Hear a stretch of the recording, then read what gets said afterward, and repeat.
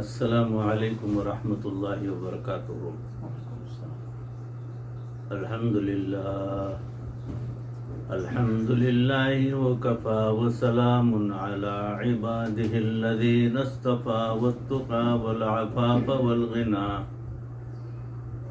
اما بعد فقد قال الله تبارك وتعالى في القرآن المجيد والفرقان الحميد فأعوذ بالله من الشيطان الرجيم بسم الله الرحمن الرحيم ألم نشرح لك صدرك ووضعنا عنك وزرك الذي أنقض ظهرك ورفعنا لك ذكرك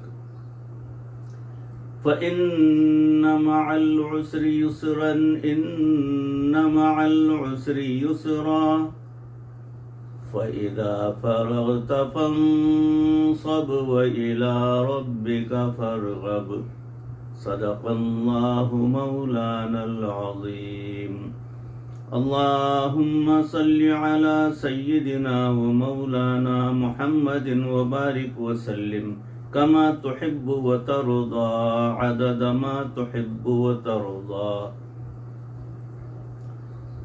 محترم و مکرم حاضرین، سامعین، بھائیوں، عزیزوں، بزرگوں، دوستوں، معزز خواتین، ہماری ماں بہنوں، تصوف کے عنوان سے جو بیانات کا سلسلہ چل رہا ہے اس میں موضوع چل رہا ہے پردہ کس لیے ضروری ہے، پردہ کیوں ضروری ہے۔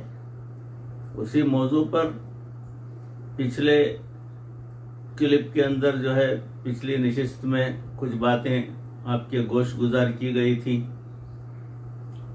اگلی باتیں سماعت فرمائیں کہ یہ ایک اصول ذہن میں رکھ لیں۔ افسوس کے ساتھ مجھے کہنا پڑ رہا ہے کہ مرد ہمیشہ اپرچونسٹ ہوتے ہیں۔ یہ طے شدہ بات ہے، موقع کا فائدہ اٹھاتے ہیں، آزمائی ہوئی بات ہے، آپ کو اسے آزمانے کی ضرورت بھی نہیں ہے۔ اصول بنا لیں کہ مرد ہمیشہ موقع پرست ہوتے ہیں۔ عورت کے معاملے میں مرد 18 سال کا جوان ہو یا 80 سال کا بوڑھا ہو، سب کی حالت ایک جیسی ہوتی ہے۔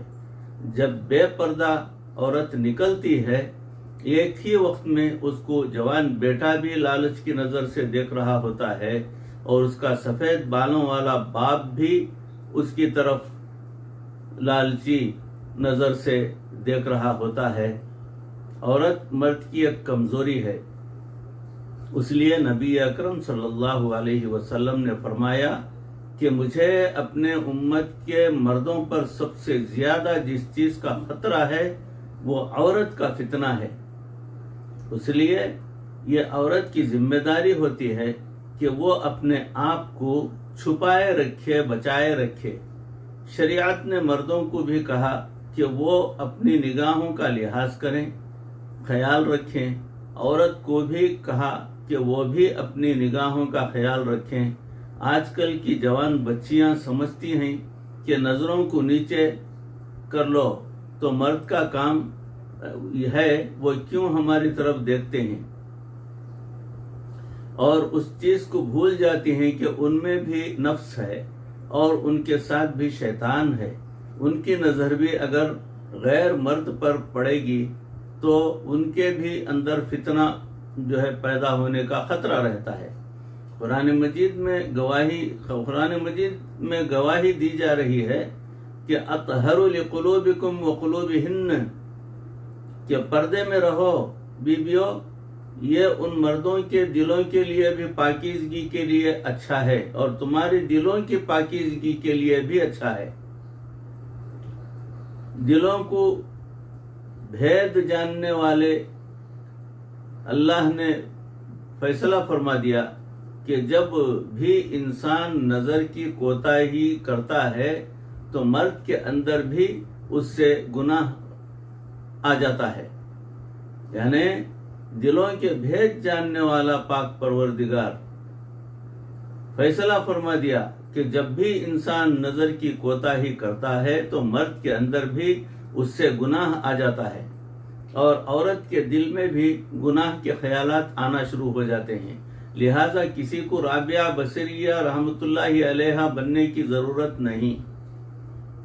قرآن مجید کی تعلیمات کو قبول کرنے کی ضرورت ہے اور اس بات کو مان لینا چاہیے کہ عورت کے لیے بھی اپنی نظر کی حفاظت کرنا ضروری ہے، مرد کے لیے بھی اپنی نظر کی حفاظت کرنا ضروری ہے. تاہم مرد کو بھی منع کیا گیا، عورت کو بھی منع کیا گیا. جوان بچی کے لیے دنیا کا سب سے بڑا اہم کام اور فرض اس کا اپنی عزت و عصمت کی حفاظت ضروری ہے. مثال سنیے، فرض کیجئے کہ آپ کے پاس $10,000 ہیں اور آپ حج کے لیے سفر کر رہے ہیں، تو کیا خیال ہے آپ اپنے اس پیسے کو عام کسی شاپر یعنی کور کے اندر، لفافے کے اندر ڈال کر سفر کرتی پھریں گی؟ نہیں، آپ اسے لاک میں رکھیں گی، چھپا کر رکھیں گی کہ آپ اگر حرم شریف جائیں اور پیچھے کوئی آپ کے کمرے میں بھی آ جائے صفائی کرنے والا تو وہ بھی آپ کی اس رقم کو نہ دیکھ سکے. جب آپ کو اپنی رقم کے رکھنے کا اتنا خیال ہے کہ اسے لاک اینڈ کی میں رکھنے کے باوجود بھی ایسی جگہ چھپا کے رکھتی ہیں کہ ڈھونڈنے والا بھی نہ ڈھونڈ پائے، تو عزت و عصمت تو اس سے بھی بہت زیادہ قیمتی ہے. اپنی عصمت کو سنبھالے رکھنا جتنا ضروری ہے بالکل اتنا ہی جو ہے اس کا خیال رکھنا چاہیے. آپ اپنے آپ کو بھی اس طرح مردوں سے چھپا کر رکھیں گی کہ اگر کسی کی نیت میں فطور بھی ہو تو اس کا ہاتھ آپ تک نہ پہنچ پائے. شریعت نے ہمیں حیا اور پاک دامنی کی تعلیم دی ہے. اس قدر پاک دامنی کی تعلیم دی کہ شریعت نے حکم دیا کہ عورت اگر کنگھی کرے اور اس کے کچھ بال ٹوٹ جائیں تو ان ٹوٹے ہوئے بالوں کو بھی عام جگہوں پر نہ ڈالے. ممکن ہے کسی غیر مرد کی نظر پڑ جائے اور یہی بال اس کے لیے عورت کی طرف میلان کا سبب بن جائیں. جو شریعت عورت کے جسم سے ٹوٹے ہوئے بالوں کی بھی بے پردگی کو پسند نہیں کرتی، وہ زندہ عورت کی بے پردگی کیسے پسند کرے گی؟ سوچنے کی بات ہے. اس سے آپ کو اندازہ ہوگا کتنا زیادہ احتیاط کی ضرورت ہے کہ اپنے کنگھی کیے ہوئے ٹوٹے بالوں کو بھی جو ہے کہیں چھپا کر جو ہے دفن کر دے یا کہیں چھپا کر اس کو ضائع کر دے، مگر راستے میں نہ ڈالے کہ کسی کی نظر اس پر پڑے اور ان بالوں کو دیکھنے کے بعد اس کے دل کے اندر اس قسم کے خیالات پیدا ہوں اور وہ ذریعہ بن جائے ملاقات کا، تعلقات کا. یہ بہت ہی زیادہ احتیاط والی بات ہے، اس سے پرہیز کیا جائے. جس شریعت نے یہ حکم دیا کہ عورت اگر فوت ہو جائے تو اس کا جنازہ جب قبر میں اتارا جانے لگے تو فقط قریب کے لوگ اتاریں، غیر محرم مرد بھی اس کو ہاتھ لگانے سے پرہیز کرے. پھر زندگی میں جیتے جاگتے شریعت کیسے پسند کرے گی کہ یہ عورت اپنے آپ کو کسی غیر کے حوالے کرے گی؟ اس لیے یہ ایک بہت اہم عنوان ہے، اور آج کل چونکہ عریانی عام ہے، فحاشی عام ہے، اور ہم ایک ایسے ماحول میں رہتے ہیں کہ جہاں پر مسلمان ہیں، غیر مسلم بھی ہیں، اور غیر مسلموں کے نزدیک چونکہ کسی کو کوئی اہمیت ہی نہیں، اس لیے وہ آدھے ننگے جسموں کے ساتھ چلتے پھرتے ہیں. مسلمان بچیاں بھی دھوکے میں آ جاتی ہیں.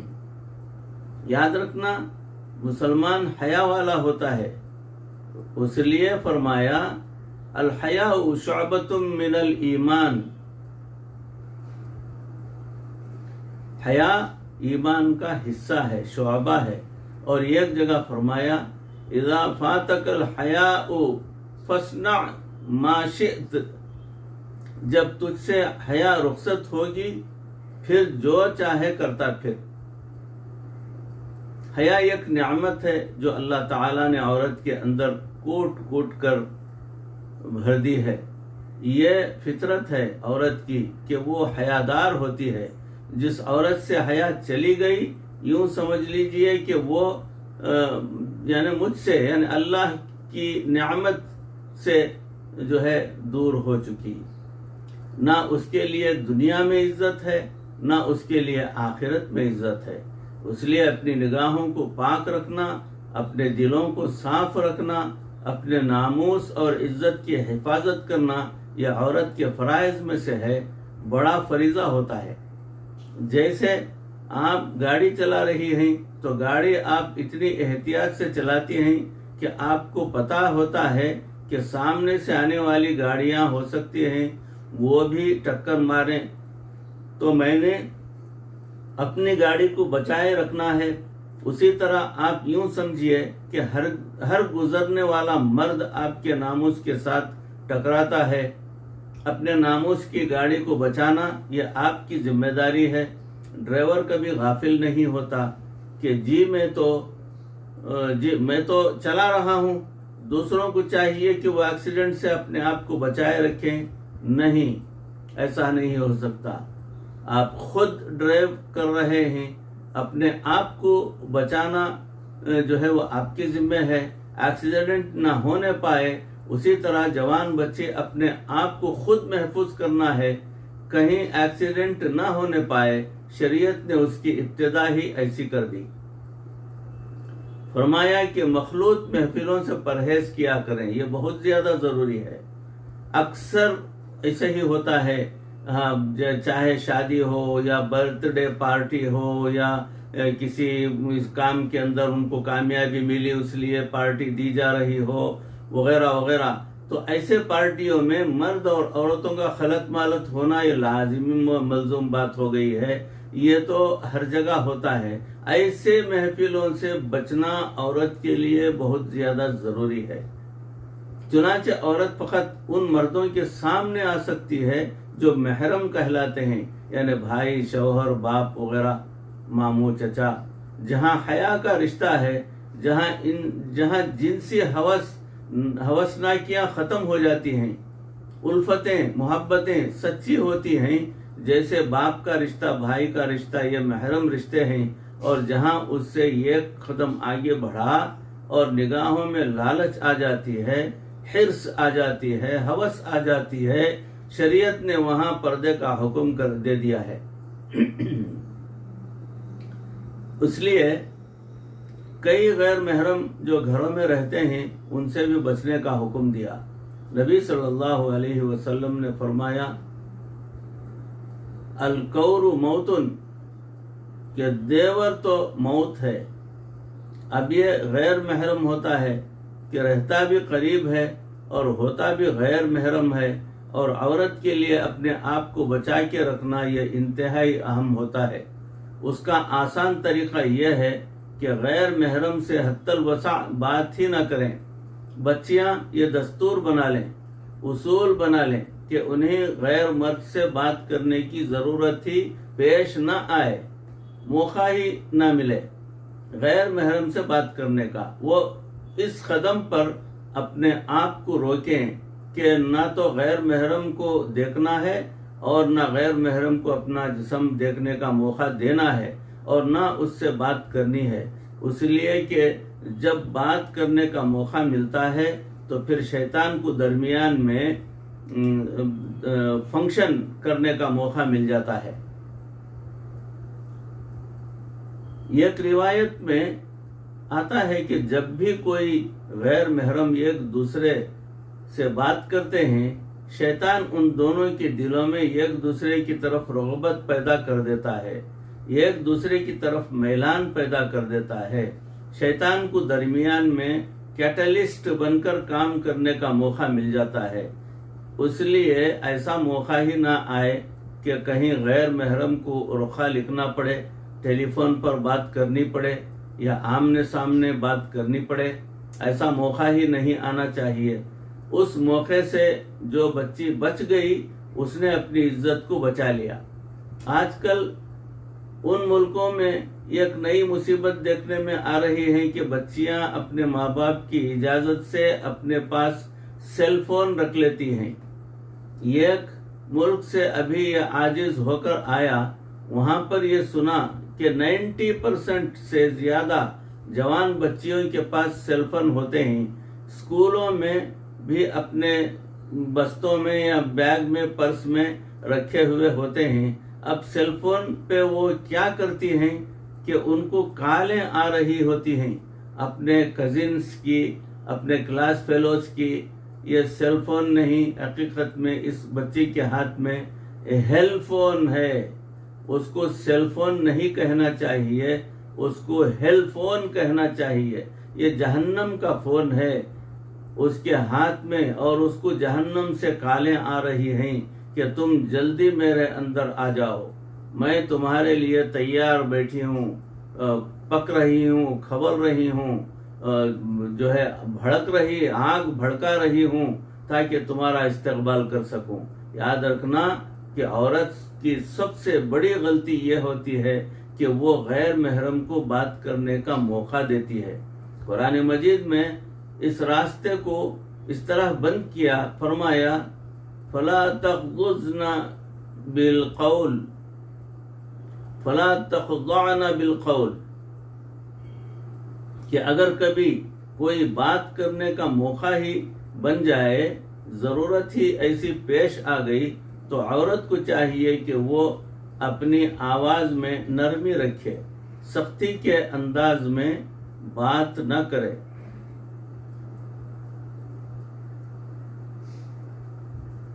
اگر کبھی کوئی بات کرنے کا موقع ہی بن جائے، ضرورت ہی ایسی پیش آ گئی، تو عورت کو چاہیے کہ وہ اپنی آواز میں نرمی نہ رکھے، سختی کے انداز میں بات کرے۔